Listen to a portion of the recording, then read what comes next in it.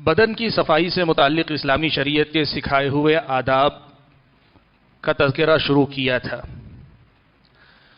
میں نے بتایا آپ کے سامنے کہ پیارے نبی صلی اللہ علیہ وسلم سے مائی عائشہ صدیقہ رضی اللہ تعالی عنہا نے روایت کیا ہے، جیسا کہ صحیح مسلم میں یہ حدیث ہے کہ 10 من الفطرہ، 10 باتیں فطرت میں سے ہیں، اور پھر ان میں سے کچھ باتیں جن کا بدن کی صفائی سے تعلق تھا، کل ان کا تذکرہ ہوا۔ آج آپ کے سامنے بقیہ کچھ باتوں کا تذکرہ کرنے جا رہا ہوں جن کا تعلق بدن کی صفائی سے ہے۔ آج ہم جو بات کریں گے، سارے کے سارے مسائل، انسان کو اللہ تعالیٰ نے جو بال دیے ہیں، ان بالوں کے احکام اور مسائل کیا ہیں، اس پر ہم جو ہے بات کریں گے۔ اسلامی شریعت کے مطابق انسان کو اللہ تبارک و تعالیٰ نے جو بال دیے ہیں وہ 3 قسم کے ہیں۔ ایک قسم کے بال ایسے ہیں کہ جن کا نکالنا واجب اور ضروری ہے، وہ رکھ نہیں سکتا آدمی۔ دوسرے قسم کے بال وہ ہیں کہ جن کو نکالنا جائز نہیں ہے، جن کو نکالنا یا کاٹنا نکالنا جائز نہیں ہوگا۔ اور تیسرے قسم کے بال وہ ہیں کہ جن کو آدمی رکھنا چاہے تو رکھے، یا کسی ضرورت کے تحت یا ایسے ہی نکالنا چاہے تو اسے انسان کو اختیار ہے۔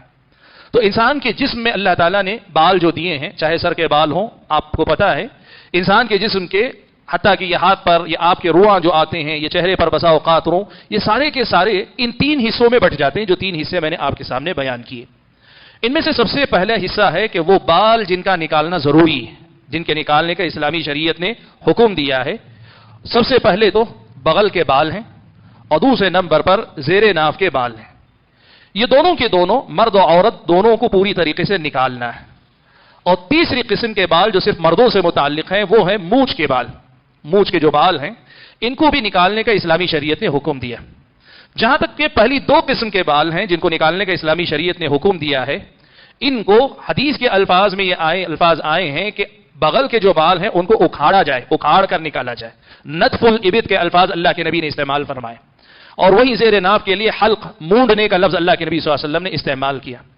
اہل علم نے لکھا ہے کہ بغل کے بال نکالنے کا صحیح طریقہ یہی ہے کہ جب بال آنے شروع ہو تو آدمی کھینچ کر نکالنا شروع کرے، تو اس کا فائدہ یہ ہوتا ہے کہ بال زیادہ بڑھتے نہیں ہیں، پھر آدمی کو رفتہ رفتہ بال یا تو ختم ہو جاتے ہیں یا بہت کم بال آتے ہیں، جس کی وجہ سے بار بار صفائی کی نوبت نہیں آتی ہے۔ لیکن اگر کوئی آدمی اکھاڑنے میں درد بھی ہوتا ہے، تکلیف ہوتی ہے شروع میں، جب آدمی کو عادت نہ ہو، تو اگر اس کے بجائے کسی اور ذریعے سے نکالنا چاہے، جیسے موڑنا چاہے، یا پھر یہ کہ پرانے زمانے میں ایک قسم کا چونا آتا تھا جس کے ذریعے بال نکالتے تھے، جو آج نئے زمانے میں آپ کو پتا ہے مختلف قسم کی دوائیاں، ادویات وغیرہ لوگ استعمال کرتے ہیں، ان میں سے کوئی بھی شکل استعمال کی جائے تو جائز ہے۔ ایسے ہی دوسری قسم کے بال بھی ہیں، مونڈنے کا حکم ہے، لیکن اگر کوئی دوسرا ذریعہ بھی استعمال کر کے وہ بال ہٹا دیے جائیں تو کوئی حرج کی بات نہیں ہے۔ جہاں تک مونچھ کے بال ہے، اسلامی شریعت نے اس بات سے منع کیا کہ بال آدمی کو مونچھ کے بال نہیں بڑھنے چاہیے، یعنی اتنی موٹی مونچھ نہیں رکھنی چاہیے یا اتنے لمبے بال نہیں رکھنے چاہیے جو آپ کے ہونٹ تک اتر کر آئے۔ اس طرح کہ آپ کچھ کھائیں تو وہ بال لگیں، کچھ آپ پانی پیئیں تو وہ بال لگیں، ایسا اسلامی شریعت میں مونچھ رکھنے سے منع کیا گیا۔ اب کتنی مونچھ زیادہ سے زیادہ رکھی جا سکتی ہے یا کیسے مونچھ کو نکالا جائے، حدیث کے الفاظ میں اللہ کے نبی صلی اللہ علیہ وسلم نے کہا قص الشارب، کاٹنا، مونچھ کو کاٹنے کا اللہ کے نبی صلی اللہ علیہ وسلم نے حکم دیا، یعنی قینچی سے کاٹنا۔ اور ایک اور لفظ استعمال ہوا احف الشوارب، احف الشوارب، یعنی احفاء کا معنی ہوتا ہے کسی چیز کو جڑ سے کاٹیں تو اس کو جو ہے احفاء کہتے ہیں۔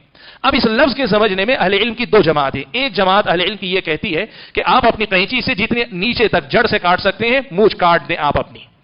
اور وہیں امام مالک رحمۃ اللہ علیہ یا دیگر اہل علم کے پاس یہ موقف ہے کہ اللہ کے نبی صلی اللہ علیہ وسلم کے حکم کے مطابق قینچی سے بال کاٹنے چاہیے اتنا ہی، جڑ سے کاٹنے کا مفہوم نہیں ہے۔ یہ جو لفظ آیا کہ احفو، کہ اس کو جو ہے گہرائی سے کاٹو، تو اس کا مطلب یہ ہے کہ یہ جو مونچھ کے بال حد سے بڑے ہوئے ہوں تو جہاں سے ان کی حد بڑھ رہی ہے وہاں سے ان کو پوری جڑ سے کاٹو، یہ اس کا مفہوم ہے۔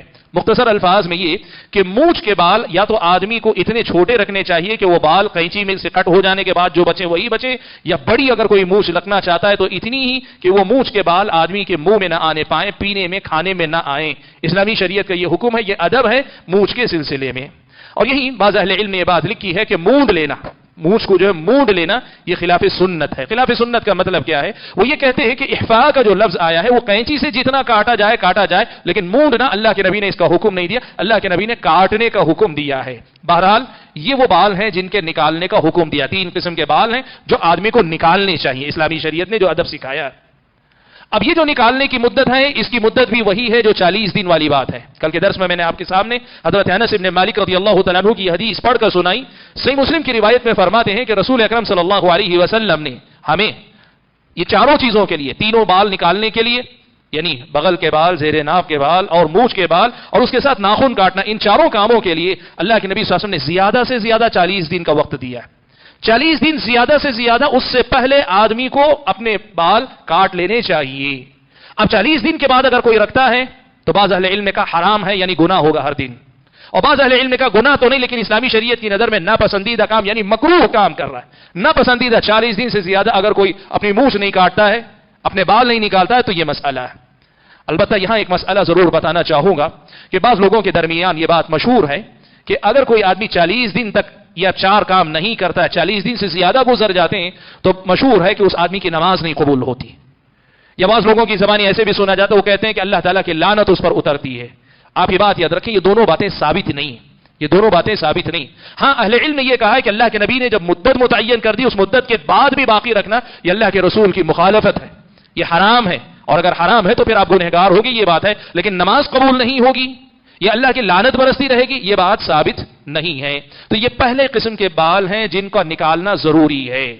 ان میں سے 2 مرد و عورت میں ہیں اور تیسری چیز صرف مردوں سے متعلق ہے.